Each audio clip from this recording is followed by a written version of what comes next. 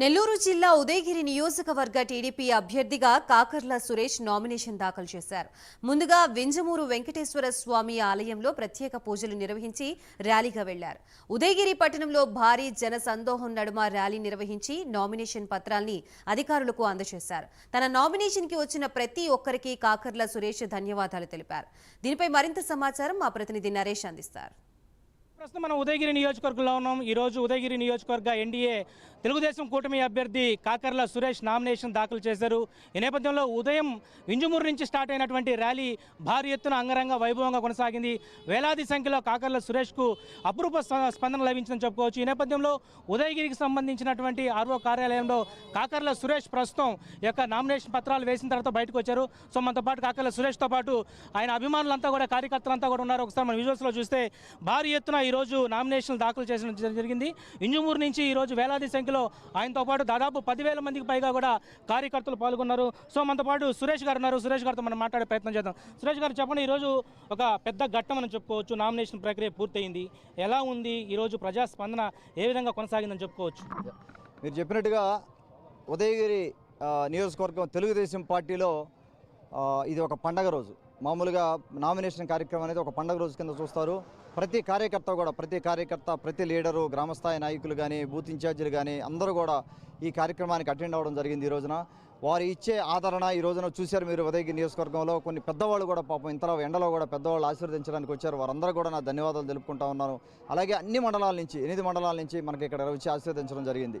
ఈ స్పందన తర్వాత మేము గత 4-5 వారాల్లో మేము తిరిగిన డోర్ టు డోర్ ప్రచారంలో ప్రజలు వాళ్ళు పడుతున్న కష్టాలు కానీ, వాళ్ళు ఏ రకంగా భావిస్తూ ఉన్నారు, వాళ్ళు ఏ రకంగా డిసైడ్ అయి ఉన్నారు రేపు 13న ఏం ఓటు ఎవరికి వేయాలి అనేది క్లియర్ కట్గా తెలుస్తూ ఉంది. తెలుగుదేశం పార్టీ జెండా ఉదయగిరి కోట మీద ఎగరబోతా ఉందని ఈ రోజు కూడా మళ్ళీ ఇంకొకసారి ప్రూవ్ చేయడం జరిగింది. సురేష్ గారు, ఇక్కడ ప్రధానంగా ఒకటి ఉదయగిరి ప్రాంతం, మెట్ట ప్రాంతం. ఈ మెట్ట ప్రాంతం ఇప్పటికే పర్యాటక కేంద్రంగా తీర్చిదిద్దామని చెప్పి అనేక మంది పాలకులు చెప్పారు. మీరు కూడా అలాంటి మాటలు చెప్పే ముందుకెళ్తారా, లేకపోతే వీటన్నిటిని నెరవేర్చే దిశగా ముందుకెళ్తారా? డెఫినెట్గా నాకు తెలుసండి ఇంతకుముందు ఏం జరిగింది అనేది. ఎవరి ప్రయత్నం వాళ్ళు చేశారు. నేను ప్రయత్నం చేయలేదని నేను అనడం లేదు. కానీ మనం దీని మీద గట్టిగా కూర్చోవాల్సిన అవసరం ఉంది.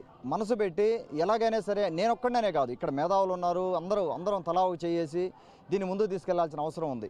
ఉదయగిరి కోట ఒకప్పుడు కృష్ణదేవరాయలు కానీ తర్వాత పరిపాలకులు కానీ ఉన్నప్పుడు ఒకప్పుడు నేను వినేవాడిని 325 గుడులు ఉన్నాయని చెప్పి.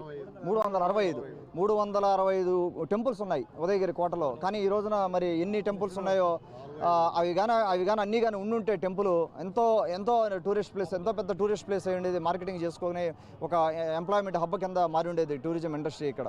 డెఫినెట్గా వేమిరెడ్డి ప్రభాకర్ రెడ్డి గారు పార్లమెంట్కి వెళ్తారు. వారి సహకారంతో టూరిజం డెవలప్మెంట్ మటుకు చేయడానికి నేను వెనకాల పడతాను. అన్న యువకుడుగా ఎవరైతే ఇప్పుడు ప్రధానంగా కాకర్ల సురేష్ వచ్చారని ఉదయగిరి నియోజకవర్గ ప్రజలంతా కూడా ధీమా వ్యక్తపరుస్తున్న పరిస్థితి ఉంది కదా. మరి రాబోయేటువంటి రోజుల్లో పోలింగ్ సమయం దగ్గర పడుతుంది. ఎలాంటి కార్యాచరణతో, ఎలాంటి ఎజెండాతో మీరు ముందుకెళ్తున్నారు చెప్పండి? మేము కూడా, నేను కానీ తమ్ముడు సునీల్ కానీ ప్రతి ఒక్కటి ఒక్కొక్క స్టెప్ ఎక్కుతా వచ్చిన వాళ్ళం. కష్టం విలువ తెలుసు. కుటుంబం సంపాదన ఎలా ఉంటే పిల్లలు ఎలా ఉంటారు, వాళ్ళ సంపాదన ఎలా పెంచుకోవాలనే ఆ ఉద్దేశంతో దాని నుంచి ప్రతి స్టెప్ ఎక్కుంటూ వచ్చిన వాళ్ళం. కాబట్టి మాకు స్పష్టంగా క్లియర్గా తెలుసు ఎవరు ఏం బాధలు పడతా ఉన్నారనేది. అలాగే నేను 1000 మంది కుటుంబాలను ఇక్కడ కలవడం జరిగింది, చాలా మందితో మాట్లాడడం జరిగింది. సమస్యల మీద స్పష్టమైన అవగాహన ఉందా ఉదయగిరి నియోజకవర్గంలో 8 మండలాల్లో ఎవరు ఏం కావాలి అనేది స్పష్టమైన అవగాహన ఉంది నాకు. తిరిగాను కాబట్టి వాళ్ళు ఇచ్చిన భరోసాతోటే మనం ఇచ్చే ప్రణాళిక వేసుకొని మనం ముందు పోవడం ఒక నిర్దిష్ట లక్ష్యంతో వచ్చాం. మేము వేమిరెడ్డి ప్రభాకర్ రెడ్డి గారిని కానీ నేను కానీ ₹1 రాజకీయాలు ఆశించి వచ్చిన వాళ్ళం కాదు. మేము క్లియర్గా అందరికీ అండగా ఉండాలని, కష్టం ఎక్కడుంటే కుటుంబాలకు అక్కడ అండగా ఉండాలని ఆల్రెడీ నేను 2 ఏళ్ళు అది ఉండడం జరిగింది. ముఖ్యంగా ఆడపడుచుల్ని మనం ఆర్థిక స్వాతంత్రం వచ్చేలాగా, యువతకి ఉద్యోగాలు వచ్చేలాగా మనం చేయాల్సిన అవసరం ఉంది. అది చెప్పడం కాదు, అలాగే మీరు అన్నట్టుగా అందరూ చెప్తానే ఉన్నారు కానీ అవి ముందుకు వెళ్ళట్లేదు. ముందుకి ఎక్కడ వెళ్ళిన ఎక్కడ వెళ్ళి ఏది కూడా ఏ ప్రాజెక్ట్ కూడా ముందుకు వెళ్ళిన దాఖలాలు లేవు. సో అవి మనం క్లియర్గా ఒక ప్రాజెక్ట్ బేస్ మీద ప్లాన్ చేసుకొని మనం ముందుకు వెళ్ళాల్సిన అవసరం ఉంది. ఇంకొకటి ఇక్కడ మరొకటి ప్రధానంగా వైఎస్ఆర్సీపీ వైనాట్ 175 అంటుంది. మీరు ఈరోజు ప్రత్యక్ష రాజకీయాల్లో తొలిసారి నామినేషన్ ఏదైతే దాఖలు చేశారో రేపు ప్రత్యక్ష ఎన్నికల్లో ముందుకెళ్ళబోతున్నారు. మరి మీరు పోటీ నిలబడిపోయి గెలుస్తారనే ధీమా వ్యక్తపరుస్తున్నారా? డెఫినెట్గా 175 అంటున్నారు వైసీపీ గవర్నమెంట్. ఏం చేయాలని 175 తీసుకొని ఇప్పుడు ఆల్రెడీ 151 ఇచ్చారు. గోల్డ్ ప్లేట్ ఎత్తి చేతిలో పెట్టారు. జగన్మోహన్ రెడ్డి చేతిలో గోల్డ్ ప్లేట్ పెట్టారు. ఏం జరిగింది 5 ఏళ్లలో చూశారు కదా. ఎవరైనా గర్వంగా ఇదిగో మీ రాజధాని ఏదంటే ఎవరైనా చెప్పగలరా? ఇక్కడ ఉన్న వాళ్ళు ఎవరైనా మీ రాజధాని ఏదంటే చెప్పగలరా? ఆ రోజున చంద్రబాబు గారు గాన అదే టీడీపీ పార్టీ కానీ వచ్చి ఉంటే ఈ రోజున లక్షల ఉద్యోగాలు అమరావతిలో క్రియేట్ అయ్యి ఉండేవి. వారు విజన్ కానీ అలాగే కంటిన్యూ కానీ అయ్యి ఉంటే ఈ రోజున అమరావతి ఎక్కడిదక్కడ వదిలేశారు. కాస్ట్ పెరిగిపోతుంది. ఇప్పుడు మళ్ళీ మన తెలుగుదేశం పార్టీ ఏర్పడ్డాక దాన్ని మళ్ళీ గాడి మీద తీసుకొని వచ్చి దాన్ని రిపేర్ చేసి అన్ని చేయాలంటే దాని కాస్ట్ పెరిగిపోయింది. యాక్చువల్ కాస్ట్ కంటే ఇప్పుడు కాస్ట్ పెరిగే సందర్భం. చివరిగా పోలింగ్ సమయం దగ్గర పడుతుంది. ఉదయగిరి నియోజకవర్గ ప్రజలకు మీరు ఏం చెప్పబోతున్నారు? క్లియర్గా నేను ఒకటే చెప్తా ఉన్నాను. మీరు 5 ఏళ్ళు చూశారు, వైసీపీ పరిపాలన చూశారు, ఇంతకుముందు కాంగ్రెస్ గవర్నమెంట్ పరిపాలన చూశారు. ఇక్కడ ఏదైనా డెవలప్మెంట్ అయింది అంటే అది టీడీపీ హయాంలోనే అయింది. అది మీరు గమనించి కొత్తగా రాజకీయాల్లోకి వచ్చిన వేమిరెడ్డి ప్రభాకర్ రెడ్డి గారికి నాకు ఒక అవకాశం ఇవ్వండి. 5 ఏళ్లలో ఒక నిర్దిష్టమైన లక్ష్యంతో మేము ముందుకెళ్ళడం జరుగుతూ ఉంది. ఉదయగిరి రూపురేఖలు మార్చడానికి ఒక అడుగైతే డెఫినెట్గా మేము 5 ఏళ్లలో వేస్తాము. అది క్లియర్గా మేము డిసైడ్ అయి ఉన్నాం. ఆ విషయంలో మేము కష్టపడడానికి వచ్చాము ఇక్కడికి. నేను ఉదయగిరి నియోజకవర్గంలో కొంతమంది జీవితాలు మార్చడానికి వచ్చినండి. ప్రైమరీగా నా టార్గెట్ అదే. 5 ఏళ్లలో నా టార్గెట్ అది చేసి చూపెడతాను నేను 5 ఏళ్ళు. మనతో పాటు కాకర్ల సురేష్ బ్రదర్ సునీల్ ఉన్నారు. సునీల్ గారితో మాట్లాడదాం. ఏదైతే విదేశాల్లో చదివి తన సొంత ఊరికి ఏదో చేయాలనే ఉద్దేశంతో అన్నతమ్ములు ఇద్దరు నియోజకవర్గంలో ఎలక్షన్స్కి రాకముందే ఈరోజు 2 ఏళ్లుగా కూడా ఏదైతే విద్యా వైద్య ఉపాధి అవకాశాల కోసం నిరంతరం కూడా కష్టపడుతున్నారు. సునీల్ గారు చెప్పండి, ఈరోజు ఏదైతే ప్రధానంగా ఉదయగిరి నియోజకవర్గంలో మీ వంతు బాధ్యతగా 2 ఏళ్ల క్రితమే మీరు ఈరోజు కాకర్ల ట్రస్ట్ ద్వారా అనేక సేవలు చేశారు. ఎలా ఉంది అన్న ఏదైతే విజయానికి మీరు దోహదపడుతున్నట్టుగా తెలుస్తూ ఉంది, ఎలా ఉండబోతుంది చెప్పండి?